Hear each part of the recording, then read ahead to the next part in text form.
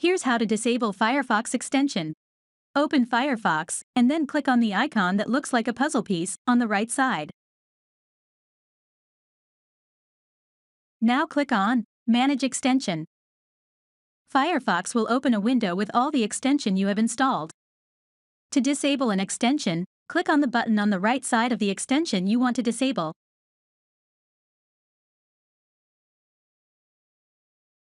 Once you've done that, the extension will be disabled.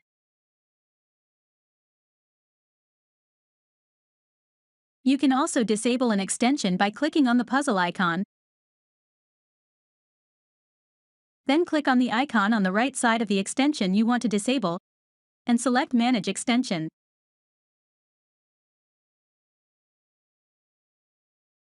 Now, click on the toggle button to disable the extension. Congratulations! You've successfully disabled a Firefox extension. Thanks for watching. If you find this video helpful, hit the like button and subscribe to Let's Not Waste Time YouTube channel. I'll see you in the next video.